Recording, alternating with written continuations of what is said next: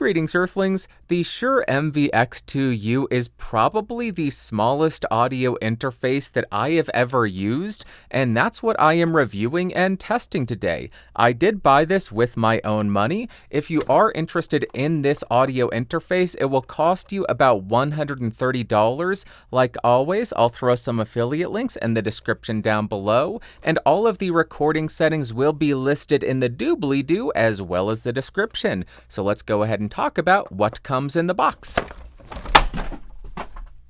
You get the tiny audio interface, a 1 meter USB-C to USB-C cable, and a tiny bit of documentation. Then as far as the build quality, I am quite impressed by this thing. It has an all-metal body which feels very robust. On one end you have the XLR port. You can also see a light that is green when the microphone is live. It goes red when you mute the microphone. On the rear of the device, you have two ports, one being a USB-C port, the second being a 3.5mm headphone port, which does offer zero latency monitoring as well as computer playback, and like most things in the world, this is made in China. As far as the specs, this has a bit depth of 24-bit and a sample rate of 48 kHz. It offers gain between 0 decibels and plus 60 decibels. It offers 48 volts of phantom power, and here are all of the other specs in case you want to pause and look at it. I also want to include a quick note about the headphone amp. I found it perfectly capable of driving my Sennheiser HD650s to more than a reasonable listening volume. If you want an analysis of the frequency response performance, of the impedance performance, go check out Julian Krause's video when he drops it because he'll cover all of that. I also want to note that if you are using a quiet mic like the SM7B while monitoring yourself, I found the preamp noise to be bordering on distracting because it was so apparent in the zero latency monitoring. Next, in order to really test the preamp in the MVX2u, I have it connected directly to the SM7B, which is a notoriously quiet microphone. I have my gain set at 55 dB, no compression, no high pass filter, no EQ, no limiter, no nothing, and here is how it's sounding. I will shut up so you can hear the preamp noise that's apparent at this level.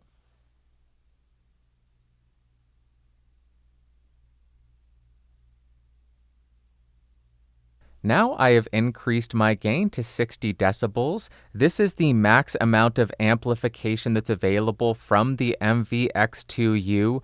I'm a couple inches off. I am speaking in a more reserved fashion than I normally do, and I'm peaking around -9 to -6. Sometimes I even get up to -3.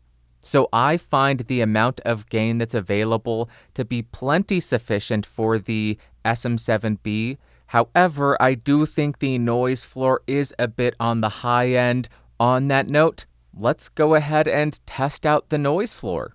Now I have the Shure SM7B running through the MV2XU as well as the 18i20. I have level matched them as closely as possible, and what I want to do is switch between the MV2XU and the 18i20 so that you can hear if there is any kind of difference in the tone, but also hear if there is any kind of difference in the noise floor. So that's how it sounds when I'm constantly talking, but how about if I shut up and let you hear the actual real-world noise floor of both devices?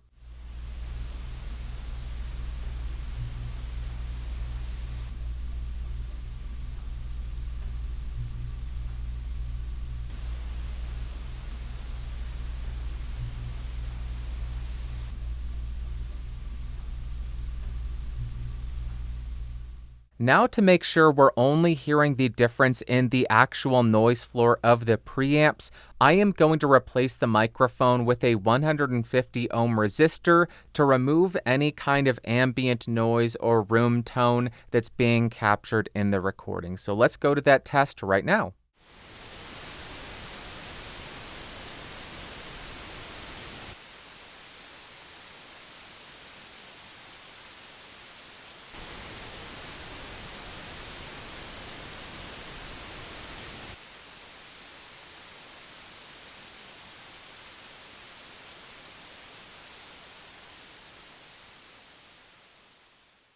Now let's do a quick walkthrough of the Shure Plus Motive app. We'll start on the Auto Level tab. This is going to be more for the beginner. The first thing that you have is a preset dropdown. So once you get all of your settings the way you like them, you can save this as a preset and then recall that later on. If you have multiple people using the same device, you can have different settings for each individual and easily recall them. The first setting that you have is microphone position. So if you are close miking, you would select near. If you are far away from your microphone, you would select far. This is going to adjust what kind of EQ or high pass filter is applied, as well as the amount of gain that is being applied to your recording. Up until now, I have been using the near setting, and as you could see on the meter, I was peaking around minus 30 to minus 24 dB, but when I switched over to far, you should be able to hear a bit more low end. It's not going to apply that same high pass filter, but also we have a lot more gain on tap, so I'm able to hit around minus 12 to minus 9 dB. For the SM7B, this is the setting that I would use even though I am close miking, because this gets me the best level without clipping. The next setting that you have is tone. This is going to further adjust the EQ that's being applied to the microphone. Currently, I am on natural. Let's go ahead and switch to dark. This will roll off some of those higher frequencies. It makes it sound a bit softer, easier to listen to. I really like darker sounding recordings, so this is what I would prefer, but it's going to be different from person to person and mic to mic. Jumping back to natural as a palette cleanser, and then let us jump to bright. You should hear a lot more top end. You should be able to hear the T's, the articulation of what I am saying a lot better, a lot better. There you go, that's the bright setting. Let's go back to natural. Then we have a little bit of a gain setting, and you have the option to select quieter, normal, or louder. Up until now, I have been using normal. If I switch over to quieter, this means that I am peaking around minus 30 to minus 24 dB, even lower sometimes, minus 36 dB. So this is not going to be appropriate for a microphone like the SM7B. Let us go back to normal and the gain will adjust. Here is how it's sounding. And if I switch over to louder, this is way too loud. Let's go ahead and allow this to adjust. I don't think I should be set to far, so let me switch to near. I am still set to louder, and with this setting, I am going to clip. If I get it all excited, I overdrive, I distort, it doesn't sound good. So I would not be using louder unless I was really far away from the microphone. In this case, I would consider using louder, but if I'm close miking a dynamic or any microphone really, I would not be using louder. Okay, I've gone back to normal and changed my position back to far because this gives me the best signal for the SM7B. Next, we have two sliders, the first one being a 48 volts phantom power slider. So if you're using a condenser, an inline microphone preamp or activator, or an active dynamic, this is how you would turn on phantom power to power that device. I do want to note that it does mute the signal while you're engaging or disengaging, so let me go ahead and demonstrate that. I will keep talking, and as you could hear, it was muted for a second or two as phantom power was engaged. When I disengage this, hear the audio disappear because the signal is muted to avoid any kind of pops. Then you have the microphone mute function, which is very self-explanatory. I will demo this. Muted, now I am unmuted. Now I am unmuted. I want to note that on the actual MVX2u, the light changes from green to red so you know that you are muted in case you aren't monitoring yourself. The last thing that you have is a monitor mix slider. This allows you to adjust how much of the microphone you hear in your headphones and how much of the computer playback you hear in your headphones. So if you don't want to hear yourself at all, you would go all the way over to playback. If you want to hear more of yourself and less of the computer, slide towards the mic side of things. That is it for the auto level section. I'm personally not the biggest fan of it. I don't like the auto level setting. I think it needs a bit more work because it varies too much. It would be great if you could just talk into the microphone for a few seconds. It could determine what your level ought to be, and then it doesn't constantly shift the entire time you're using it. So I'm not a fan of auto level, but let's jump over to the manual section now, which is what I would use and what I recommend most people use. Again, you have your preset drop down. They give you speech and singing options for dynamic or condenser. Speech sets your mic gain at 50 dB. You don't have any limiter and you have light compression. And then for the dynamic singing, 40 decibels on the gain, medium compression, and you have the limiter.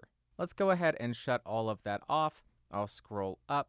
For the 7B, I like setting my gain around 52.5 dB. On my meter, I'm hitting -18 to -12. I even peak up around -9 dB. So for this microphone, my voice a couple inches off, this is the gain level that I would set it at. I'm not going to cover the phantom power button or the mic mute button or the monitor mix slider because the functionality is identical to the last tab. Everything is the same. But where it starts to differ is the equalizer. So once I engage this, you can see we have a 5-band EQ at 100, 250, 1 kilohertz, 4 kilohertz, and 10 kilohertz. On each of these bands, you can boost up to 6 decibels in 2 dB increments, or you can cut up to 8 dB, 2 dB increments. Let's reset that. 250 hertz, 6 dB boost, 8 dB cut, very good.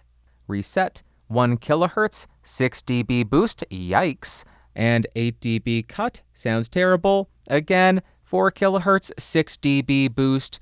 We have an 8 dB cut. Does not work at all. And then we have the 10 kilohertz, 6 dB boost, or the 8 dB cut. Something else you can do here, you can have an A-B comparison, so you get your EQ set, and then you can disengage the bands that you've adjusted, so you can hear which one you like better. So you have that functionality as well. Then you can just shut off the entire EQ, or you can reset it. I'm going to put this back with a -2 dB cut at 250 and a 2 dB boost at 10 kilohertz. Then you have a high-pass filter, 75 hertz or 150 hertz. I don't like these very much, but in this case, I think it is actually useful, and let me explain why. When I was moving around my microphone, I noticed that whenever I moved it too quickly or whenever there was a bump or a shock, there was also an increase in the noise floor. Let me go ahead and demonstrate that for you.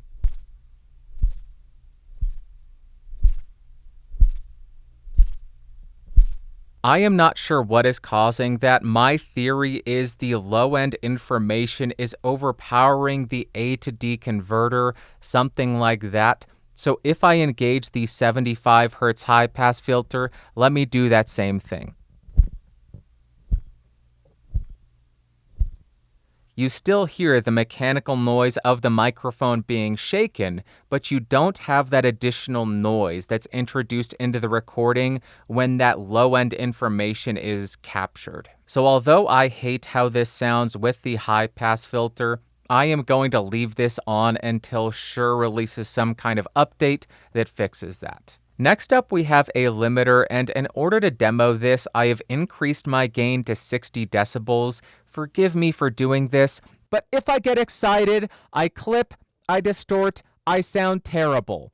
If we engage the limiter, I do not clip, I do not distort, it resolves that issue, but we do sound very compressed. This is an incredibly useful tool that a lot of people will benefit from. I decreased my gain back to a reasonable 52.5 dB. The limiter is still on. Let's go ahead and turn on light compression. You can hear my voice get a little bit louder. You can hear a slight increase in the noise floor.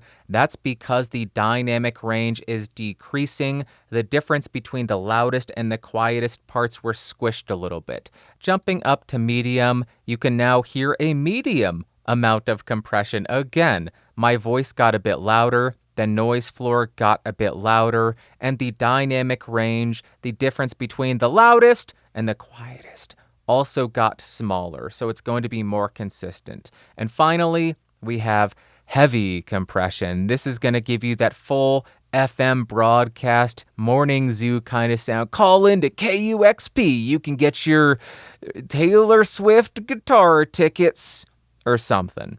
I don't know.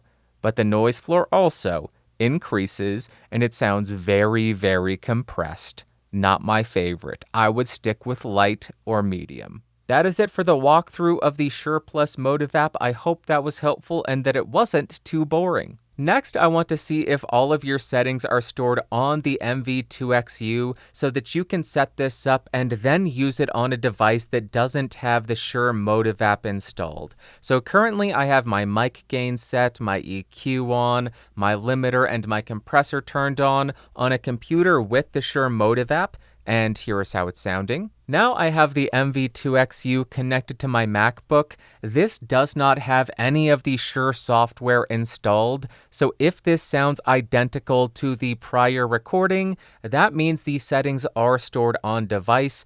If it sounds different, it means it does not store the settings on device. And again, here is the MV2XU on a computer that has the Shure Motive Plus app installed, open, and running. Back with the MV2XU running into a device with no Shure software installed, and here is how it sounds for a second sample. Let's go ahead and do some due diligence. Hey, if I get super loud, is a limiter engaged? Certainly seems like it. Okay, that is the test. Okay, I find myself really wanting to love the MVX2u because it's such a unique product and there is a lot to love about it. But at the same time, there's a lot to dislike about it because I think it still needs a bit more work and probably a few more firmware updates. And first up, as far as pros, has to be the form factor of this thing. It is probably the smallest interface I have ever used, so if you need something that is small, if you're traveling with an interface, that is where this becomes very appealing. The build quality of this is also fantastic. I love the DSP processing. I would like a noise gate or a spectral denoise, something like that, but what we have is great, and the limiter is incredibly effective and a feature that I think pretty much every single interface ought to have because people still don't know how to set their gain properly. So I love that feature so much. But then as far as cons, I find the preamp noise on this thing to be quite high. It's not going to be a big issue with condenser microphones, but if you are using a low sensitivity microphone like the SM7B and you have any expectations of having a low noise recording, this interface is not going to offer that. The second con that I have is my biggest issue with this device. I found that when there was low frequency information between 20 Hz and somewhere around 40 to 50 Hz, it led to an increase in the general noise floor that was incredibly apparent. And I did verify this with two different people who also have an MVX2u, so it is not just isolated to my interface. I hope this is resolvable via a firmware update or something like that because, as it stands, I find that unacceptable having to engage a 75 Hz high-pass filter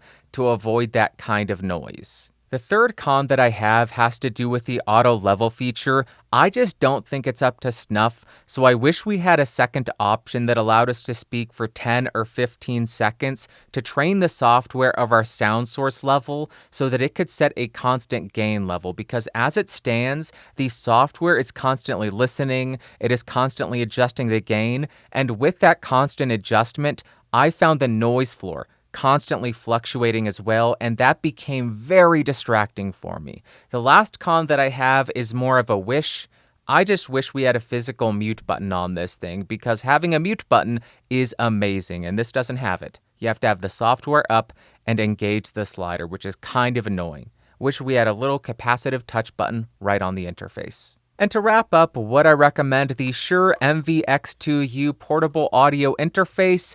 As of the filming of this video, I don't think that I can. I love the form factor, I love the feature set, I love the concept, but the execution leaves a bit to be desired. And I am somebody who advocates buying what the device is as opposed to what the device promises to be. At this price point, I find that issue with low-frequency shocks and information increasing the overall noise floor to be pretty unacceptable. I should not need to have a 75Hz high-pass filter engaged at all times to avoid that. The preamp noise is also quite a bit higher than I would like. I compared it against the 18i20, which is a decent EIN of around minus 127 dBUA, certainly not the quietest, and this was significantly louder.